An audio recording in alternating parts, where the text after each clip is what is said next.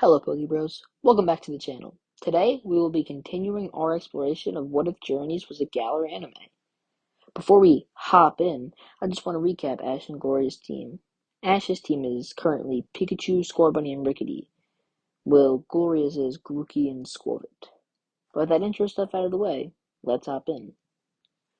We would open with Ash and Gloria traveling along Route 3.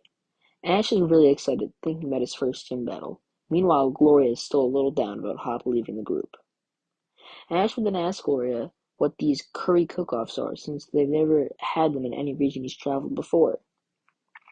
Gloria would explain that throughout the region there are 5 major curry cook-off events. As a chef, you will prepare a curry dish, and the judges would then rate them all, and the top 3 chefs get points. Then at the end of the season, whichever 5 chefs have the most points get to participate in the ultimate curry cook-off.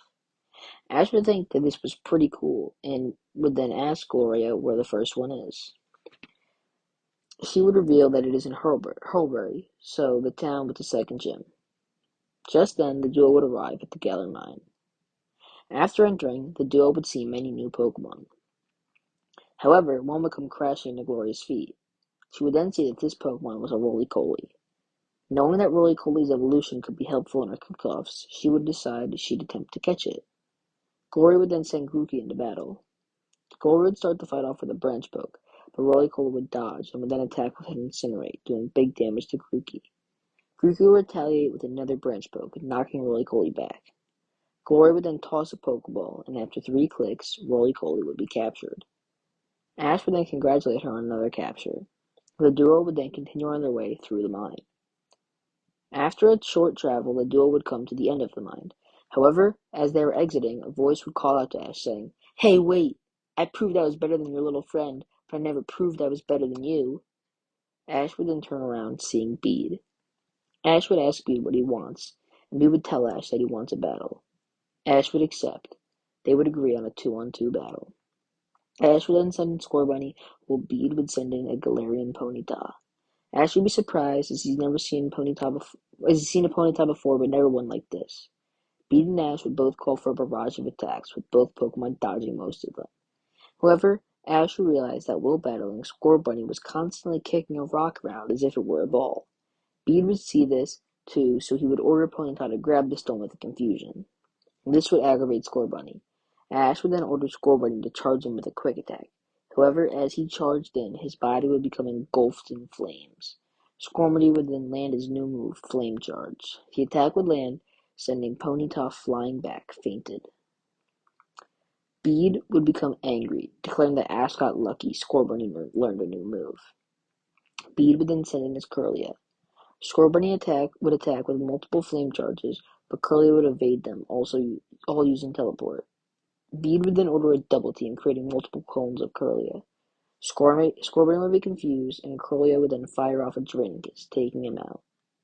Ash would return Scorbunny, then saying, "Pikachu, I choose you," and Pikachu would leap off his shoulders and into battle. Bede would call for a double team again, trying to use the same strategy. However, Pikachu, being more experienced, wouldn't struggle and would then fire off multiple Thunderbolts, hitting all the clones, including the real Kirlia, doing big damage.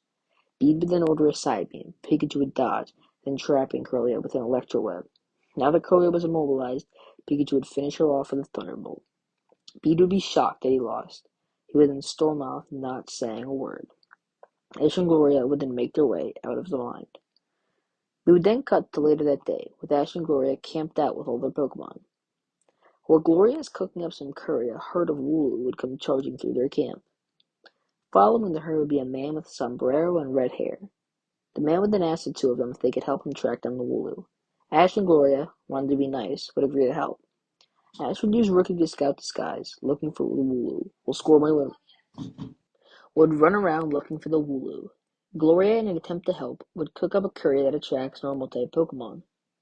After a little while, Rookie would come back to Ash, informing him that she had found the Wooloo. Ash and the man would then follow Rookie to the Wooloo. Ash and the man would then round up all the Wooloo with the help of Scorbunny and Pikachu. After getting back to camp, the man would then thank Ash, introducing himself as Milo, the gym leader of Turfield. Milo would then tell Ash he's excited for his gym challenge. Ash, even more excited, would begin to prepare for his gym battle tomorrow. The next day, Ash and Gloria would arrive in Turfield. Ash would then head right for his gym battle. After arriving at the stadium, Ash would check in with the clerk, and here is where Ash realized that every gym battle is televised and will have people in the audience just like Pokemon League matches. Ash would begin to become a little nervous, but would head into battle nonetheless.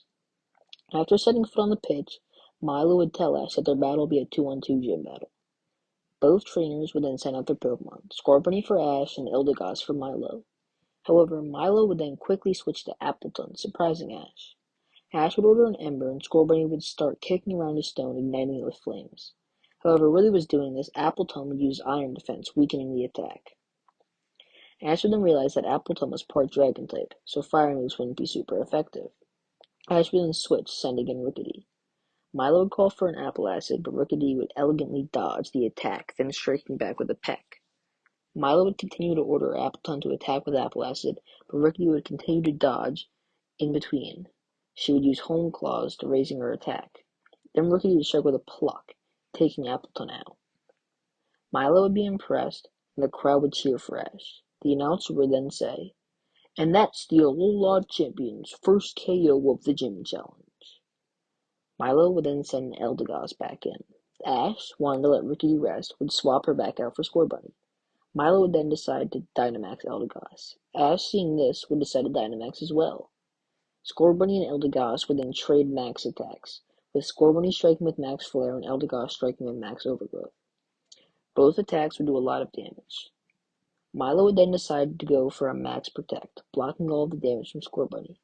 Scorbunny would then revert to normal size. Eldegoss would then take Scorbunny out with a Max Strike. She too would then revert to normal size. Last up for Ash would be Rickety. The crowd would begin to cheer as Rickety comes back to the field. Ash would then call for a Pluck, and she would charge in, attacking Eldegoss. Eldegoss would take the attack head-on, then setting up a sunny day. Ash would then order another Pluck, wanting to finish Eldegoss off. However, Eldegoss would fire off a full-power Solar Beam, knocking Rickety to the ground. Rickety would struggle to stand. Then out of pure determination to win, Rickety would rise, then charge in with a Pluck. Eldegoss would attack with a Razor Leaf, but Rickety would dodge, then landing the Pluck, taking Eldegoss out. Rickety would then take a victory lap around the stadium, happy with her win. Milo would then congratulate Ash, telling him that he hadn't had a battle that intense in a long time. He would then give Ash his first badge. Ash would then meet back up with Gloria in the lobby. However, before they could talk about the battle, a bunch of fans would come, asking Ash for autographs and pictures. Ash would become a little overwhelmed and would storm out of the stadium. Ash and Gloria would then meet up at the Pokemon Center. Gloria would jokingly say, "I guess you're quite the celebrity now." Ash would laugh and would say, "Yeah, you guys really take this stuff seriously." Ash and Gloria would both get in a good laugh. Then after getting their Pokemon healed, would set off towards Holberry for Ash's second gym battle and Gloria's first curry cook-off. However, right as they left the Pokemon Center, they would run back into Sonia. Ash and Gloria would ask what Sonia was doing, and she would tell them that she was looking at the geoglyph in Turfield. Sonia would then ask Ash and Gloria if they wanted to join her to investigate the geoglyph. Ash and Gloria would accept, being interested in Galar's history. After arriving at the geoglyph, Sonia would begin to explain the history of Galar to Ash and Gloria, including the Darkest Day. Sonia would explain to Ash and Gloria how legendary Pokemon made the region fall into darkness, but a hero battled the legendary, bringing back the light. Both Ash and Gloria would be intrigued, hoping they can learn more later. They would then wish Sonia goodbye, setting off for Holberry.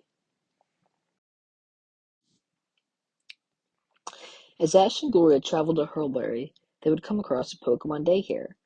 Interested in what it was like inside, they would decide to enter. After entering, they would be greeted by the lady inside.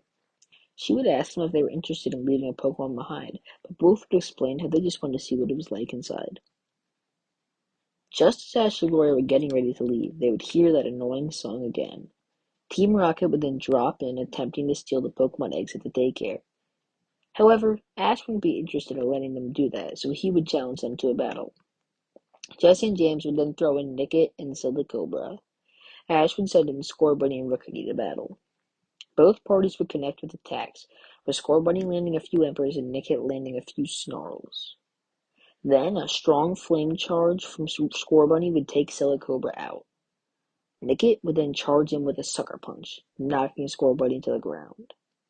Rookity would see Nickit charging in with a quick attack, and not wanting to see Scorbunny be hurt anymore, she would fly in the way of the attack, becoming severely injured. Rookity would then begin to glow, evolving into Corvisquire.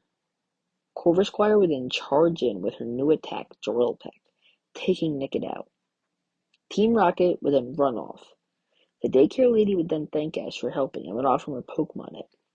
However, Ash would decide to give the egg to Gloria, wanting her to learn how to care for a Pokemon egg. Gloria would thank Ash, and they would then continue on their way. That's all for today, Pokebros. How'd you like today's episode? Did you like Gloria's new capture? And what do you think is in the egg? Any questions, criticisms, or suggestions can be left in the comments below. Don't forget to like and subscribe. Bye, Pokebros.